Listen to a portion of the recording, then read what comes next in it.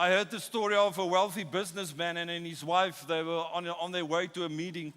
And on their way to the meeting, they stopped at a garage, and the husband quickly went to the toilet. And as he came back, he saw his wife speaking to the mechanic that is working there at the garage. And when they both got into the car, traveling to the meeting, he said to her, "It looks like you know that man, that mechanic." And she said, "Yes, I used to date him in high school." And the husband said, "You must be glad you met me, otherwise you would have been the wife of a mechanic." And he said, smiling, "If I had married him, he would be the wealthy businessman, and you would be the mechanic." So I want to say to you today, remember who made you successful. Don't forget. And so I want to honor Mom and Dad and thank you for your prayers, your example, and you inspire us.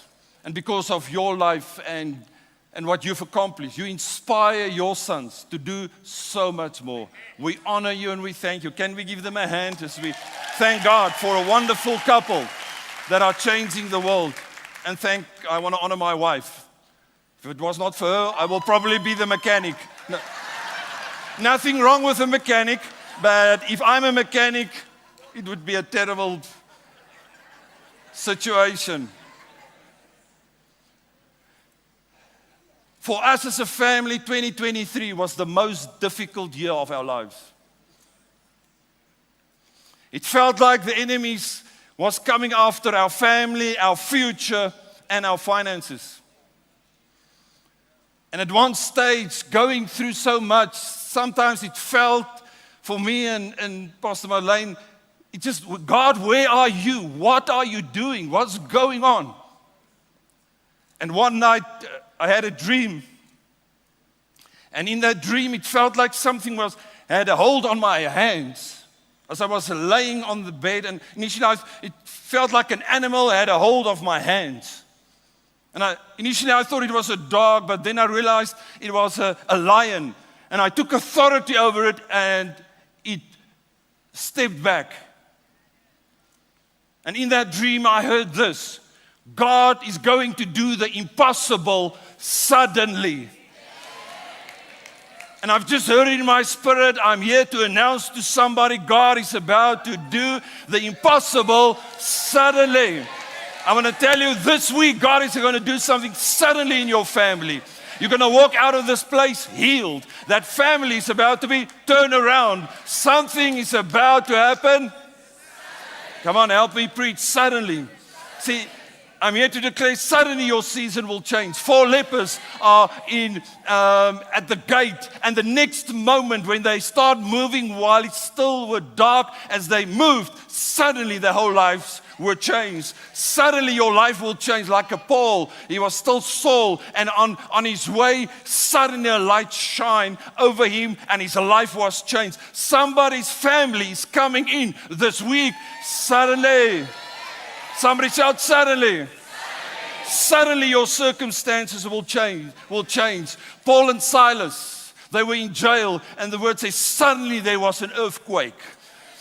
And the powerful thing, it says, and all the doors of the jails were open. This is the day where everybody is going to be healed. Everybody's going to experience a breakthrough. God is declaring over us in the season, it's going to happen suddenly. And I'm declaring it is happening in one day on the 3rd day.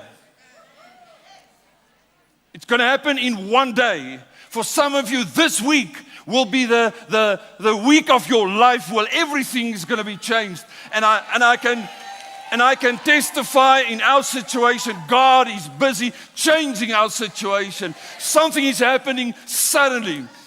And you must realize, but it's happening in one day on the 3rd day. As you go to John 2 verse 1, and the 3rd day there was a marriage in Canaan of Galilee. And in that one day, he turned the water into wine. And I want to say, in one day, something is going to happen and we are taking back. Come on, shake your neighbor next to you and tell them it's time to take back. And individually, God is about to do something suddenly. But can I go deeper? Not only are we stepping into that season where God is going to do the impossible suddenly, it's also going to happen corporately. Because in one day, as we look at that miracle that Jesus did at the marriage, in one day, Jesus produced this fully fermented wine that was aged to maturity and proclaimed as the best wine. And can you see the miracle that Jesus is performing in this day, the third day? And as we look at the story, he's using 6 water pots, 6 speaking of the number of man, and it speaks of our body, and mostly our body is water. And he's taking our washing of the water by the word, and he's turning it into something bubbly and alive.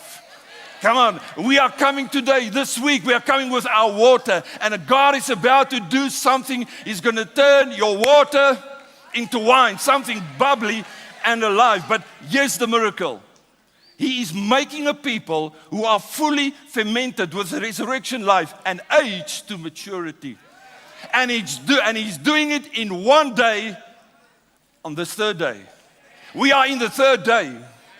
And he's busy moving, declaring that this is the appointed time of maturity.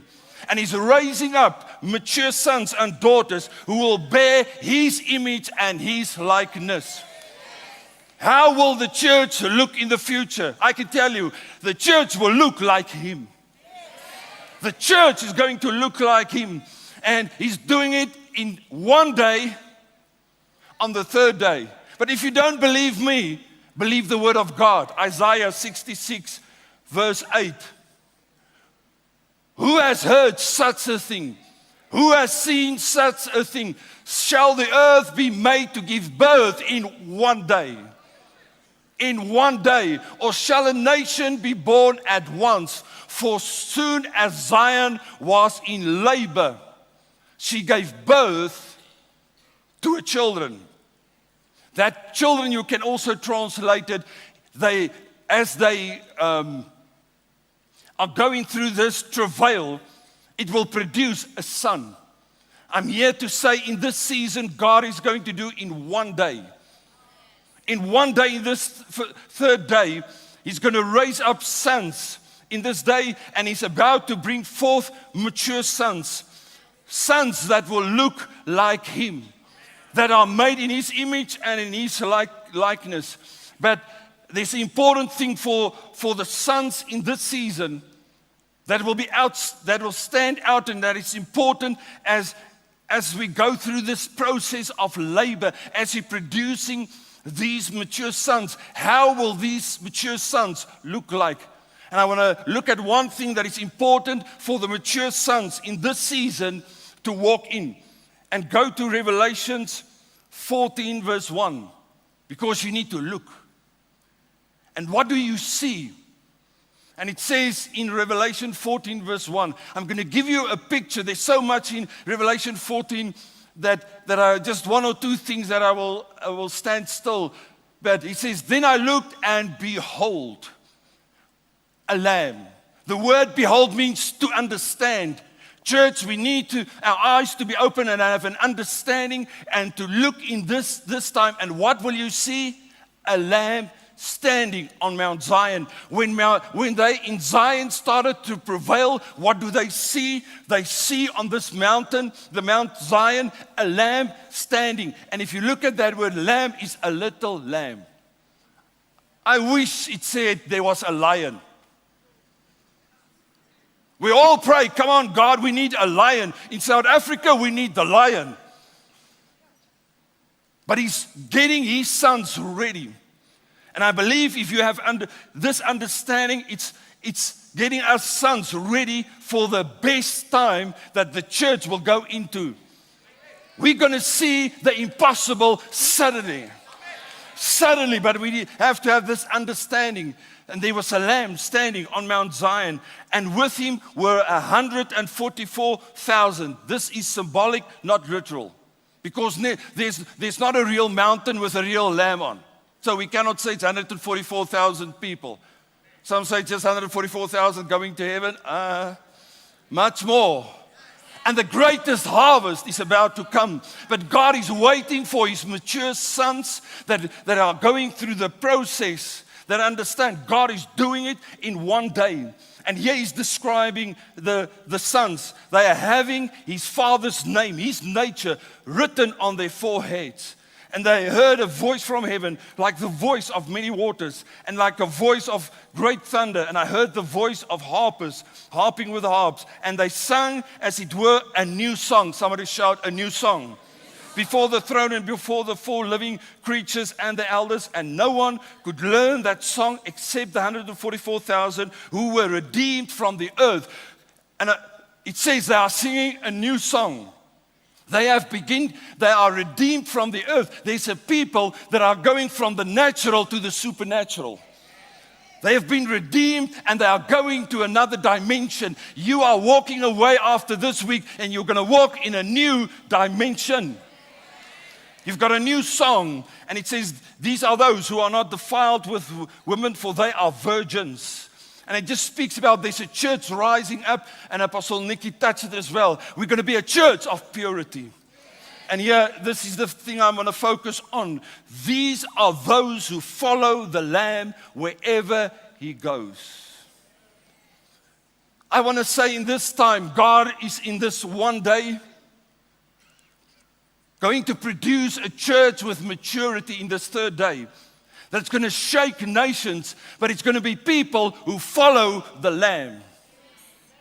They're following the Lamb, and it says, behold the Lamb. What you behold, you will become. And we want the lion, and we want to roar like lions. Jesus came to this earth a little lamb. And He came not as a lion, but as a lamb. And as you read the book of Revelation, the question is, who will you worship and who will you follow? Will you follow the beast, or are you going to follow the lamb?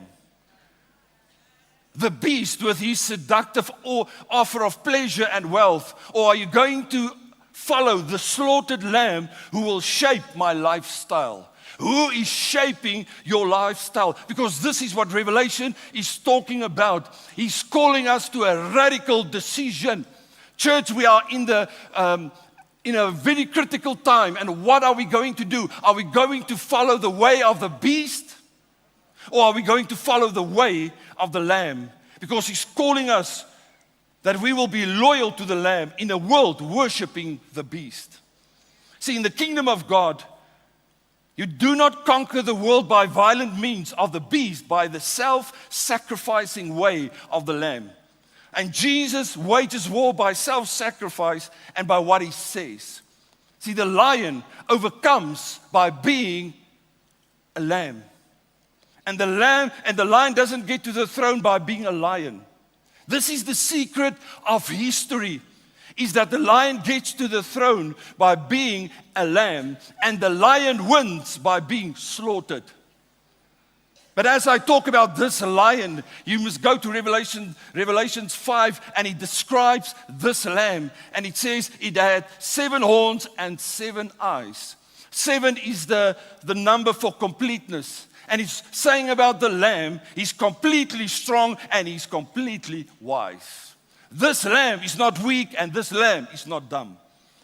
And this is what we learn out of Revelations 5. And he's saying, we overcome by the weakness of sacrificial love. That wisdom overcomes by the foolishness of sacrificial love. God is reigning and Jesus is reigning from the throne.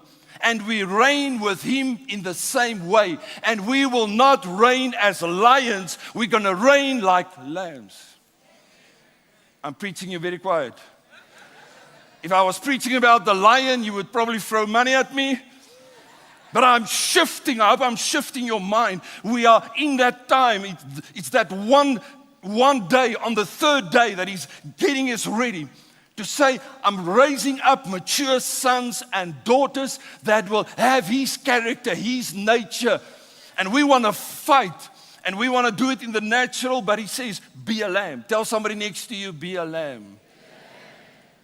I know you want to say it to your husband, but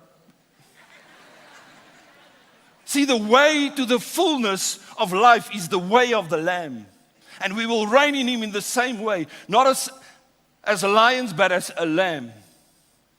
And when you look at Jesus, the Lamb, He wages war not with a sword in His fist, but with a sword coming from His mouth. And with a life that embodies resistance to the Lord of Babylon. And church, we will not be like the world. And we will not submit to the lords of Babylon. But when you see in Revelation, Babylon and the dragon, what's their way? It's the way of power and might. It's the way of violence and bloodshed. It's murder and arrogance. It's exploitation of human bodies. How does the Lamb win? He wins by losing. And that doesn't sound right. But the Lamb came, Jesus Christ, and He had complete victory because He made a decision to surrender His life. When you lose, you liberate others. And we are here not for ourselves. You are not here. Christian Family Church, we are not here for ourselves.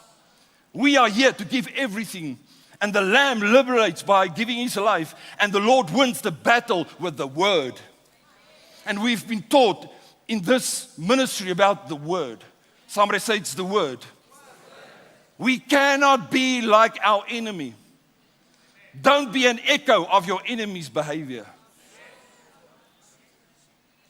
And we are an echo of the beast. And now we're trying to win this war in our own strength. But I want to declare this is the greatest days of the church in front of us. Before Jesus returns, you will see a unified people with humble hearts working to love, to serve, to bless, and pray for their enemies. Jesus would rather die than kill His enemies. And we're going to see an unshakable and unoffendable love that the church are walking in. In an ugly world, the church will be beautiful.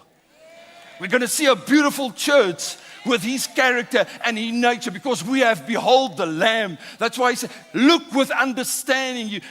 There's travail. There's something about to be birthed in this season and in this hour. And it's a mature church that look like Him. And God is about to raise up the kindest, most gentle, most loving and forgiving people that the earth have ever seen. And can I tell you, the devil fears the people that will follow the Lamb. We want to follow the lion. But he's shaking at this moment when he realized people are beginning to walk in this understanding. We are going to be like the Lamb.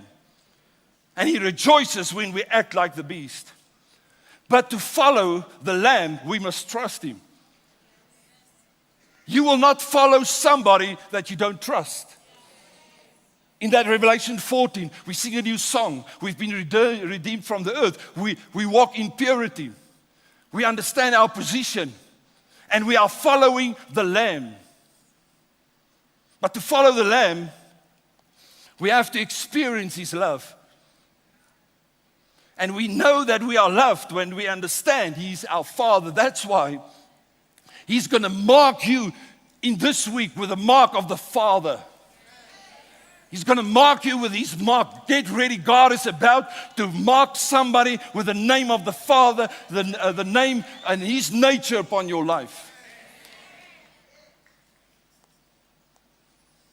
Because that's the most important thing that I want to say that we need to understand as the end-time church. Understand that we are sons and that we are loved by the Father. The most important thing in your life is to trust in the love He has for you.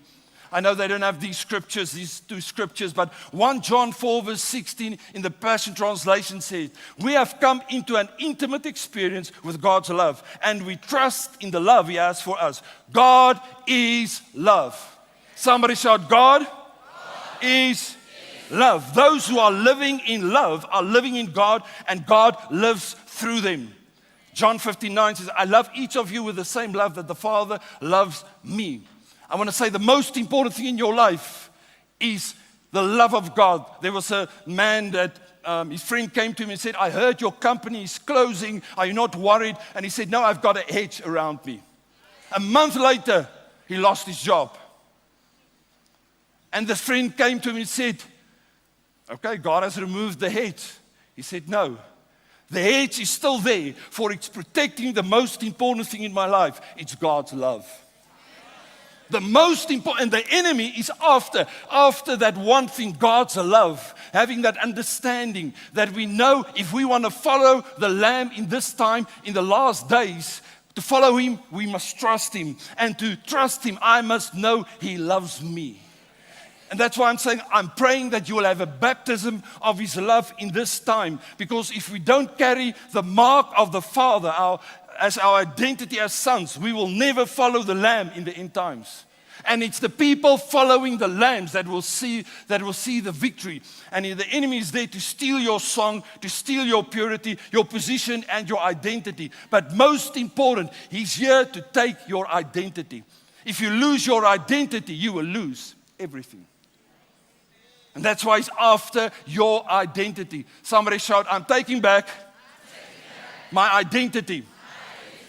See, Stephen Covey said the true identity theft is not financially, it's not in cyberspace, it's spiritual, and it's been taken. And we know our enemy, he is an identity thief, and he tried it with Jesus. The Father declared, this is my Son in whom I'm well pleased. Moments later, in Luke 4 verse 3, he says, if you are the Son of God, and God is declaring over us in this time, you are my beloved son and daughter. And you need to walk in that identity, and it's sad to say, so many of us, the enemy has came to steal your identity. And the root problem and the root cause of many of our things is that we cannot identify with God as our Father. And at the end, there's basically two people in this earth. Either you are a son or you're an orphan. You're a son or you're an orphan. Can they quickly bring you?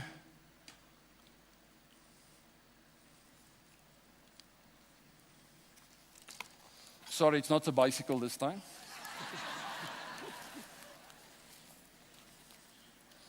And can I give you a picture of an orphan? They are always fighting. They are fighting for approval. They are fighting for position. They are always fighting and always moving. Always fighting. See, an orphan believes, I must do something, then I will have something, and then I will be something. A son says, I will be something, then I will have something, and then I can do anything. But now we are fighting. Because we don't understand we are sons. And he says, follow the Lamb. To follow the Lamb, I must trust Him, and I must know that He loves me. But now we don't have the understanding, and now we are fighting for approval. So many orphans are happy with the harvest. I'm from the farm. If you want to have a harvest, you must work for it. Do something. But if you want to have an inheritance, just be someone. Just be a son. Just be a son. You don't have to, especially in ministry, we are so good. We try to outperform and we're busy, but God is getting us into a place that we have an understanding. I am a son and He loves me. He loves me. Orphans always moving. They don't settle. They're going from one church to another church.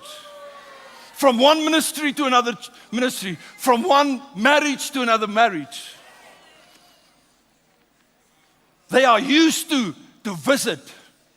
They never unpack.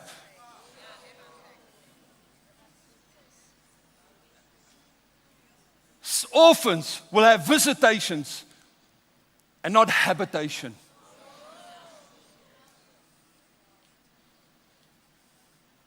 But I'm declaring we are stopped. We are not going to fight anymore. And we are not moving anymore.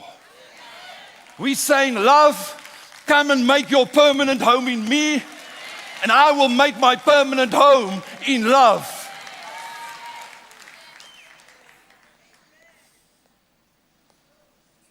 Tell somebody next to you, stop being an orphan. Can I say to you today, you don't take back by fighting. You take back by resting. See, this is opposite. This is the Lamb way of living. When we get into a place of rest, when we live and love from a place of rest. And remember, your identity does not come from what you do, but from who you are. You are a son. And if I'm saying I'm a son, you understand it's the woman as well. Okay. And He's bringing us as sons in a place of rest. No more fighting, no more running. I'm saying no more fighting, no more running. See, it's resting, then it's receiving, then it's reigning. I rest in this knowledge. God cannot love you more than He loves you right at this moment. You are no more righteous than what you are at this moment. You can grow in the knowledge of your love. You can grow in that knowledge of that righteousness, but He loves you. And the devil's plan is to get you confused about your identity. And even now in our nation, he's stealing our identity of our young people, and everywhere, people don't know what they are. Are they a man or a woman? See the plan of the enemy. He's trying and he's going after our identity. If he's got your identity, he will take your song, he will take your purity, you will not be redeemed from this earth, and you will not follow the Lamb. But there's a new people rising up that will follow the Lamb because they know I am a son, I am a daughter of the living God. What will it take to fix this broken, crazy world? A revelation of the sons of God. Romans 8:19, for the earnest expectation of the creation waits for the manifestation of the sons of God. Creation is not waiting for the church to rise up. Neither is creation waiting for God's servants or His friends to rise up. Instead, creation waits for the sons of God to rise up. Come on, can I see there's some sons in this house that will rise up with me in this time? Come on, rise up. And we are saying, I'm taking back my nation. I'm taking back my family. I'm taking back my finances. And today we expose the thief. And today he's recovering, and you are saying, I'm getting rid of this orphan spirit. And just allow His love. I pray now, Holy Spirit, baptize your people with love. Come and heal, come and restore, come and renew. And we declare in this day, on the third day, that you are bringing forth a mature son that knows their identity, that will release a new song, that will walk in purity, that will be redeemed from the earth, and they will follow the Lamb. They will follow the Lamb. Father, once again I release. Baptize us in the power of your love. We are not orphans anymore. We are sons, and you love us. Thank you, Jesus. Give God a shout and a praise if you receive it today.